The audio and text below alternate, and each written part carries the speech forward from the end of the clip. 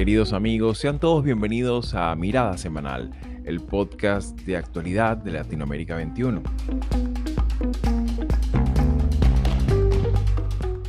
Como todos los domingos, analizaremos las principales noticias de la semana con el respaldo intelectual de Marisabel Puertarriera y Manuel Alcántara Sáez.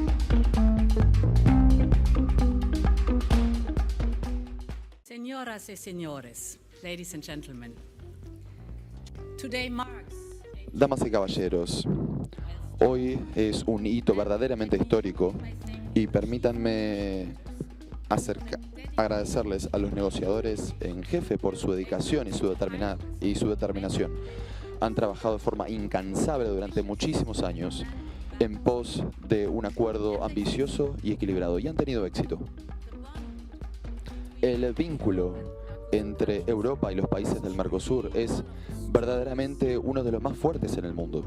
El pasado viernes 6 de diciembre, en Montevideo, Uruguay, la Unión Europea y el Mercosur firmaron un acuerdo que tuvo que esperar un cuarto de siglo para definir condiciones mínimas de beneficio mutuo en lo que pudiera consolidarse en una de las zonas de libre comercio más grandes del mundo. En el texto de esta declaración conjunta destaca el trabajo sostenido durante más de 7 rondas de negociaciones, especialmente centradas en aspectos de mucha fricción como lo son las regulaciones laborales, arancelarias y medioambientales, todo lo cual ocurre en un contexto geopolítico caracterizado por la inminencia de una nueva guerra arancelaria entre los Estados Unidos y China, así como el recrudecimiento del conflicto entre Rusia y Ucrania. En estas circunstancias, cabría preguntarse qué perspectiva de éxito pudiera tener este acuerdo frente al largo proceso que le toca ahora para su ratificación, qué potencialidad estratégica real pudiera llegar a desarrollar esta alianza, y en especial, cuáles son las principales dificultades que tiene este acuerdo de cara a su implementación. Estas son parte de las preguntas que vamos a abordar en el episodio de esta semana. Soy Xavier Rodríguez Franco, les hablo desde Davenport, Florida, y hoy es domingo 22 de diciembre de 2024. Y bien amigos, sean todos una vez más bienvenidos a Mirada Semanal. Y bueno, ya entrando en la recta final de este año 2024, pues decidimos hacer una revisión de un tema que ciertamente lo hemos tocado en algunas ocasiones en este programa y de alguna manera pues ciertamente fue un tema de actualidad que siempre estuvo allí en el tintero, que siempre ha estado, bueno, casi nada más y nada menos tuvo 25 años de diferimiento, que es este tema del acuerdo que finalmente se firmó entre la Unión Europea y Mercosur. Obviamente todavía queda un trecho por delante en la aprobación de esto por parte de los 27 Estados miembros. Bueno, por fortuna no está uno de los más críticos, que era el caso del Reino Unido, ya no está más en la Unión Europea. Sin embargo, ciertamente ahí existen muchas palabras y palabras influyentes de importantes países, como el caso del país, los Países Bajos, el caso de la propia Francia. Sin embargo, me gustaría un poco, y con esto me gustaría abrir este tema, Manolo, me gustaría saber un poco cómo viste la apreciación del bloque, tomando en consideración lo que en muchas ocasiones hemos evaluado, esa oscilación pendular ideológica con la que ha tenido el Sí, Mercosur, que cuando no entra Bolsonaro, entra otro gobierno que siempre hay como esa tensión, sobre todo entre Brasil y Argentina. ¿Cómo miras tú esta particular congruencia de apreciaciones y en una coyuntura en la que ciertamente está como telón de fondo la toma de posesión de Donald Trump en Estados Unidos y todo lo que eso supondría en la economía, en la dinámica económica mundial? sí, bien es cierto desde la perspectiva del bloque, como has señalado, que los tres grandes países, grandes en, bueno, no, retiro de grandes porque alguien se puede dar por ofendido, ¿no? Pero hay tres países del Mercosur que han generado una dinámica de alternancia, ¿no? Que son, como bien has dicho, Argentina, Brasil, pero también Uruguay, ¿no? Todos han cambiado en algún momento de gobierno. El que no ha cambiado es Paraguay, que mantiene un gobierno en clave del Partido Colorado. Entonces, esto es una cuestión que hay que tener en cuenta, y el hecho de que se hayan logrado poner de acuerdo me parece que es positivo, ¿no? También, y esto es una acotación importante, y la digo por mi vinculación en el momento actual con Panamá, el hecho de que Panamá haya sido admitido como una especie de miembro en espera, ¿no? Así lo está también Bolivia. Bueno, de hecho, Bolivia ya está dentro, pero todavía no es país firmante de este acuerdo. Y eso me parece que renueva cierto protagonismo de un esquema de integración regional que no ha tenido toda la pujanza que se esperaba, ¿no? Pero si queréis, yo me quiero referir desde la perspectiva europea, porque también aquí, claro, Europa tiene una responsabilidad, ¿no? Europa está pasando por una situación política muy complicada, pues que los dos principales motores de la Unión Europea, como son Alemania y Francia, ahora mismo están en un impasse político evidente, ¿no? Alemania ha convocado elecciones para finales de febrero, y Francia ahora mismo no tiene gobierno. El gobierno que había presidido hasta hace poco Barnier, ahora está siendo reemplazado y todavía no tiene la confianza de la Asamblea, y muy probablemente no lo va a tener. Entonces Francia va a estar en una situación de interinato hasta que se convoquen elecciones legislativas en el mes de agosto. O sea, que Europa tiene sus problemas, y por eso es muy importante que de momento hayan llegado a este acuerdo. Pero quiero subrayar una cosa, porque no firmar y ratificar el acuerdo entre la Unión Europea y Mercosur afectaría muy negativamente a la credibilidad de la Unión Europea como socio negociador y geopolítico. Y eso precisamente en el momento, como has dicho, en que Trump está tomando posesión de la presidencia de Estados Unidos. Y esto supondría la pérdida de influencia y presencia en esta importante zona geográfica ante la importancia creciente lógicamente, de China, ¿no? Y veremos a ver si de Estados Unidos, ¿no? Con una visión sobre la sostenibilidad muy diferente de la europea. Por otra parte, también tengo que señalar que el acuerdo potenciará la diversificación y el refuerzo de fuentes de suministro, y eso para Europa es absolutamente fundamental, y se está viendo con el tema de la crisis en la frontera este, ¿no? Porque de alguna manera la seguridad económica y autonomía estratégica abierta, que es un término dentro de la jerga europea, se ve cuestionada. Pero también pensemos que es un acuerdo, y saliéndonos un poco del ámbito estrictamente regional, es decir, de las dos regiones, yo creo que es un acuerdo importante para el planeta, ¿no? Porque ofrece numerosas garantías en el ámbito medioambiental y en el ámbito social, que de otro modo no existirían. Mejorar la cooperación con socios como Mercosur para Europa es fundamental para lograr avances significativos en la protección del medio ambiente, y permitirá también a los europeos conseguir cadenas de suministro globales más verdes y resilientes, impulsar la transición energética y liderar los esfuerzos para abordar el cambio climático a nivel global. Realmente no existe alternativa a la firma del acuerdo Unión Europea-Mercosur desde el punto de vista de la sostenibilidad medioambiental. No firmar y ratificar el acuerdo incrementaría los riesgos en numerosos ámbitos, ¿no? De la dependencia o del papel que pueda jugar China, pero también riesgos medioambientales por los menores incentivos políticos económicos para Mercosur, ¿no? Claro. Entonces, yo creo que es un momento que me parece que es importante, que va a durar, que no está todavía todo cerrado, Claro. porque la ratificación Sí, lleva un queda procedimiento, año y exactamente, que medio es muy lento, aproximadamente. pero que yo creo que desde aquí debemos apostar por este tipo de iniciativas, ¿no? Claro, y en ese sentido es importante también la valoración, porque bueno, una de las razones, o por decirlo de alguna manera, visto desde el punto de vista de esas negociaciones, sobre todo desde 2019, 2020 y siguientes, ¿no? De las trabas en materia medioambiental, las trabas en materia de regulación laboral, que eso es otro de los elementos Sí, sensibles allí, y sobre todo también estos temas que tienen que ver con el proteccionismo de algunos países en el caso de algunas economías, como la francesa, por ejemplo, en el aspecto agrícola.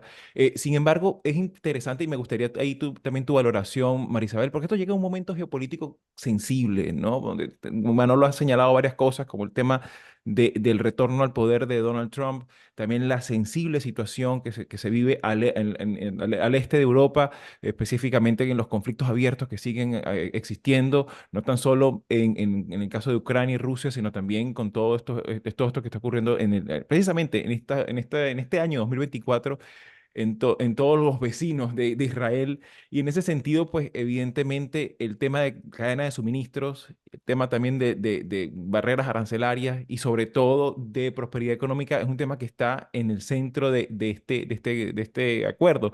¿Cómo miras tú, cómo valoras tú esto, sobreponiéndose también a la difícil circunstancia que a veces ha desarrollado el propio Mercosur de trascender de una mera unión aduanera? Hay dos aspectos que yo creo que son importantes y que Manolo ha explicado en su intervención, y es el hecho de que hay la preocupación de cómo va a influir en la región la segunda presidencia de Trump, pero yo añadiría que esa preocupación se, se magnifica por la inestabilidad política que hay no solamente en Francia, sino además en Alemania. En Alemania cae el gobierno. Entonces tenemos un escenario de fragilidad democrática extendida, no solamente en el caso de Estados Unidos, de Latinoamérica. Esta es una crisis de la democracia global y que me temo estamos en presencia no solamente de un cambio epocal, sino también de una tendencia a favorecer o a coquetear. eh, la curiosidad que existe por los oligarcas no se limita a Rusia. En horas de la madrugada, Elon Musk estaba celebrando al partido de extrema derecha alemán, diciendo que AfD, que, que esa era la única salvación de Alemania, algo así. Y hay alarma en sectores de la política de aquí de Estados Unidos, y un analista que fue del Partido Republicano, formó parte de la administración de Bush, decía, este señor va a apoyar a Marine Le Pen en Francia, está apoyando al partido de extrema derecha en Alemania, hay que prepararse para lo que viene. Y ese es el marco en el que se está dando este acercamiento, no solamente desde el punto de vista de la firma del acuerdo, sino que se ve que hay una necesidad imperiosa de frenar el avance de estos no son, aquí no hay casualidades. Aquí estamos en presencia de un movimiento global en contra de la democracia, pero también a favor de estas figuras iliberales que vienen con una promesa de redimensionar la economía. Y lo que aquí debería quedar claro es, en el caso particular de Musk, él es no solamente un aliado de China, él necesita que la relación con China sea más fluida porque tiene muchísimos intereses económicos en ese país. Entonces, allí vamos a ver qué va a pasar con Francia y con Alemania a la hora de refrendar este acuerdo, porque mucho me temo que si esto no se concreta en este momento y hay un cambio en Francia y en Alemania, más hacia la derecha, probablemente vamos a ver que ellos van a tener más influencia sobre el resto de los miembros a la hora de refrendarlo. Y por mucho que nosotros veamos que hay una voluntad, sobre todo, Manolo creo que lo mencionaba, ¿no? Hay unos aspectos, por ejemplo, sobre el ambiente, que hay que llegar a acuerdos que son necesarios y que no es solamente el péndulo moviéndose en América Latina, el problema también es el péndulo moviéndose en Europa. ¿Cómo vamos a hacer yo realmente soy pesimista. Estoy viendo todo bien oscuro. Estamos entrando en una dinámica que no es nada más Estados Unidos. Estados Unidos es un ejemplo, pero lo Así que está es, pasando en Europa es dramático. sí. Realmente es dramático. Y este esfuerzo por tratar de llegar a la meta con la firma del acuerdo del Mercosur, yo no sé si es muy tarde. A lo mejor Claro, Manolo tiene otra perspectiva, pero Sí, no lo sé. sí, bueno, tenemos el refrán de nunca es tarde, ¿no? Si la dicha es buena, claro, pero hay algo que sí, a mí sí que también me preocupa y es a ver, el abandono de la política en el sentido más tradicional del término, ¿no? Porque de acuerdo, hay un tema geoestratégico, geopolítico, mundial, en términos de las commodities, en términos de los grandes retos de la humanidad, del calentamiento, etcétera. Pero fijaros, hay un punto que es absolutamente fundamental y que eso no se aborda, que es la migración. Es decir, porque si hay un contingente también migrante latinoamericano en Europa, es un tema de abrir espacios, ¿no? De generar una cierta lógica de actuación medianamente sensata, ¿no? Y que canalice las expectativas de la gente, ¿no? Entonces yo creo que este acuerdo, claro, ya sé que es pedir peras al olmo, ¿no? Es muy, muy, muy difícil, pero no se habla, ¿no? Y a mí, como, digamos, como ciudadano del mundo, me preocupa, ¿no? claro, claro. Y por supuesto eso seguramente va a tener una importante influencia en un acuerdo que integra un montón y bueno, prácticamente una quinta parte de la economía mundial, ¿no? O sea, estamos hablando de que los dos Claro, bloques pudieran tener un importante elemento, sobre todo también ese bono demográfico, ¿no? Que tiene sobre todo las economías latinoamericanas, sí, específicamente las del Cono Sur. Y claro, por supuesto, ahí también me parece interesante rescatar un poco ese rescate al aspecto democrático, sobre todo considerando que, fíjense que también es interesante que el propio Lula, que fue siempre, teóricamente, durante sus primeros mandatos, fue muy crítico, siempre estuvo el tema y que, bueno, el neocolonialismo, la subordinación a los intereses, al capitalismo foráneo, esa monserga ya ha conseguido como cierta moderación, ¿no? Y eso me parece un elemento también importante de cara a que proceda directamente en el plano de los acuerdos concretos, pues la necesidad de integrar y de competir de alguna forma, ¿no? Y fíjate también que entra también en el otro lado, en la antípoda ideológica, ¿no? El propio Milei, que ha sido tan crítico en tantas cosas y particularmente asumiendo el rol pro tempore de Mercosur, más bien fue como su apreciación fue que, bueno, vamos a ver qué podemos hacer, vamos a, como a permitir, obviamente hay un funcionamiento dispar en el propio Mercosur, pero bueno, vamos a ver cómo podemos integrar en este acuerdo en una dirección que también permita abrir mercados a la propia Argentina, ¿no? Entonces, resulta interesante cómo en el centro precisamente pues, es donde puede haber un margen de maniobra conducente a un acuerdo, ¿no? Y en ese sentido, por supuesto, estaremos muy atentos a cómo se desarrolle en el próximo 2025 este tema. Y bueno, para pasar a nuestro segundo tema del programa, también esta semana particularmente destaca, bueno, se dio a conocer por parte del propio canciller colombiano Luis Roberto Murillo, se reveló, claro, de una forma, claro, lo está diciendo un canciller, ¿no? No es el comentario de un periodista o de alguien que fue en algún momento miembro del servicio diplomático colombiano, pero bueno, es el propio canciller que declara pues, que el propio Nicolás Maduro condicionó el salvoconducto eh, bueno, que tiene precisamente en la sede diplomática que en principio fue brasileña, y ahora es la sede diplomática, perdón, fue la sede diplomática argentina, que después pasó a ser control de Brasil, y que tiene en su sede a colaboradores digamos, parte del equipo de campaña de María Corina Machado y Edmundo González Urrutia en Venezuela, y pareciera que eso fue el elemento central para condicionar este tema que pique se extiende, ¿no? Sobre la situación con Jorge Glass en Ecuador. Me gustaría un poco tu apreciación viendo cómo este tema que durante muchas décadas, ¿no? La dinámica diplomática de la región siempre estuvo como que conducente en en este ámbito mínimo del derecho diplomático y el respeto a la sede consular, y cómo esto se está llevando casi que a un intercambio de rehenes, ¿no? Una situación de secuestros, Sí, ¿no?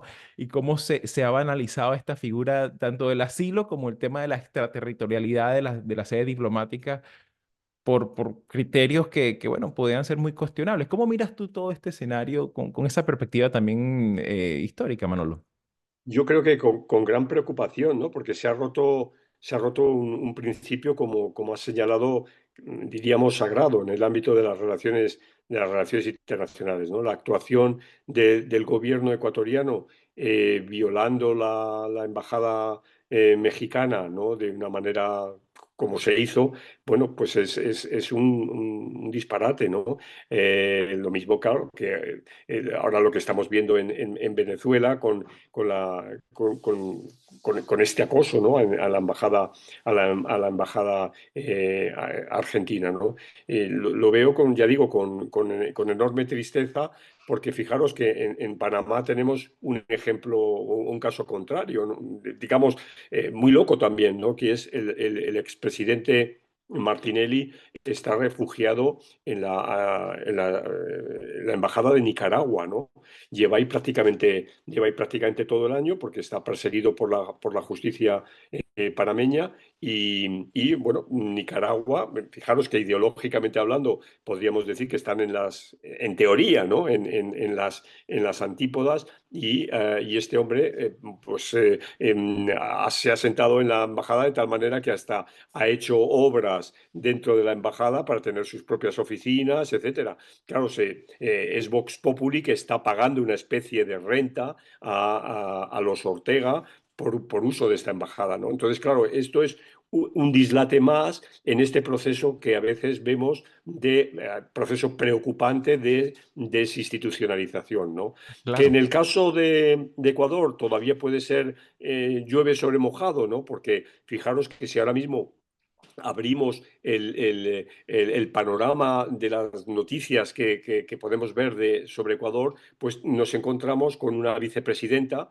¿no? Que suspendida, que tenía que haber tomado las riendas de la presidencia en la medida en que Daniel Noboa es candidato y, sin embargo, pues ya digo, ha sido suspendida en una decisión muy, muy cuestionable, ¿no? Y ya digo, entonces esto son elementos que se suman al descrédito de la política, ¿no?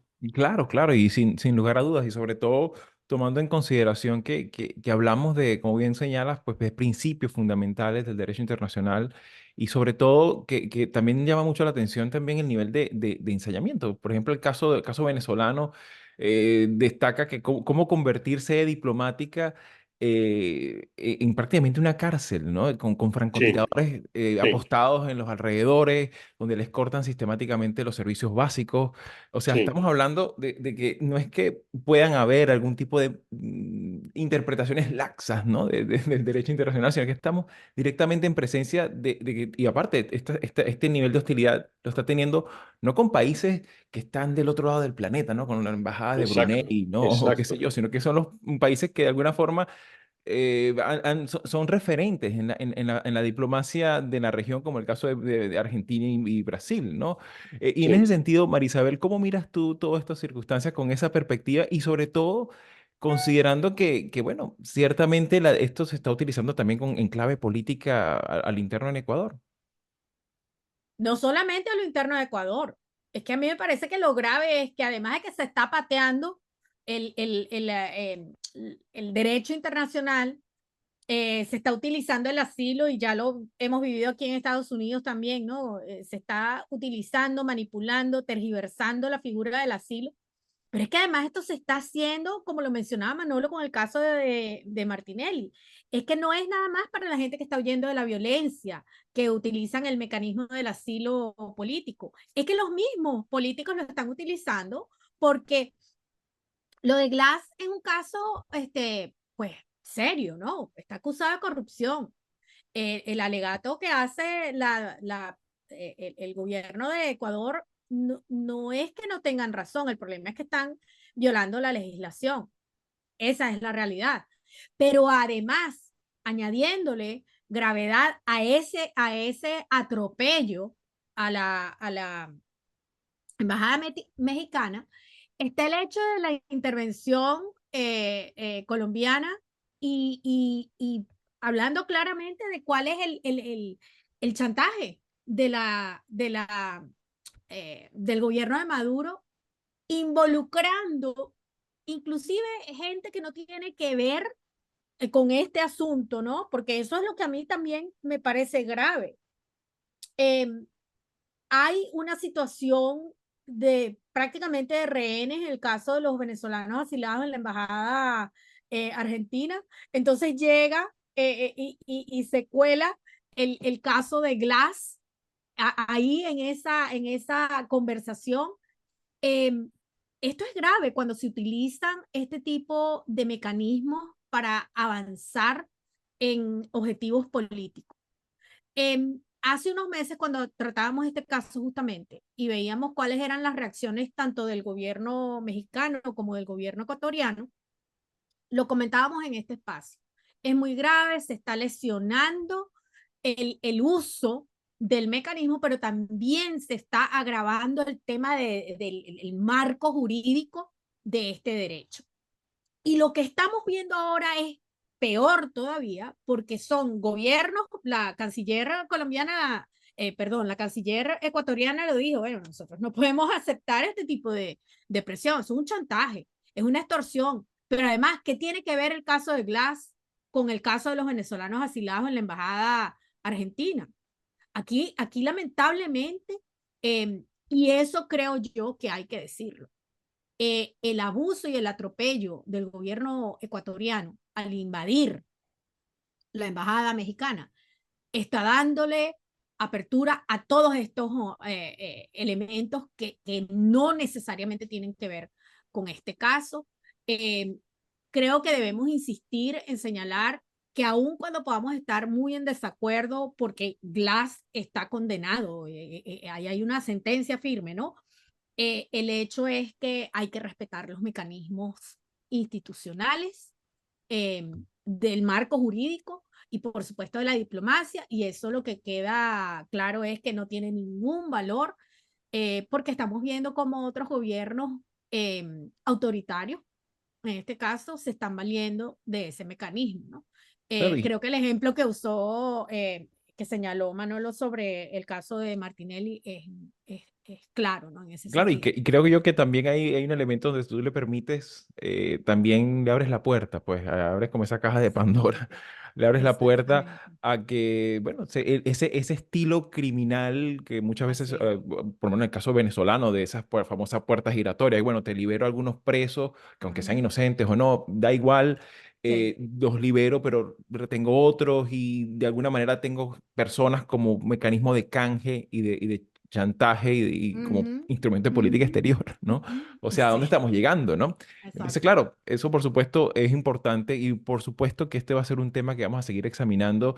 Sería interesante poder hacer un trabajo monográfico en que podamos invitar al programa a algún experto en materia de derecho diplomático, en derecho diplomático y sobre todo de derecho y de relaciones internacionales a nivel latinoamericano para encontrar mejores explicaciones y sobre todo divulgar ese marco normativo que con el paso, con la fuerza de las circunstancias y ante estos hechos, pues está erosionando con el paso de los años, ¿no?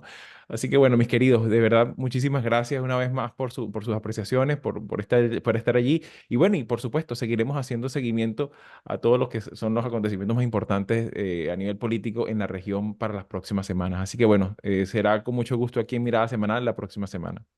Hasta entonces. Hasta pronto. Si llegaste hasta aquí y te interesan estos temas, puedes ayudarnos a seguir haciendo estos vídeos dándole like, compartiendo, comentando y suscribiéndote al canal de YouTube de Latinoamérica 21. Puedes acceder también a todos nuestros episodios entrando en nuestra página web latinoamerica21.com/podcast y en las principales plataformas de audio. Subimos videos nuevos todas las semanas, así que nos veremos en Mirada Semanal muy pronto.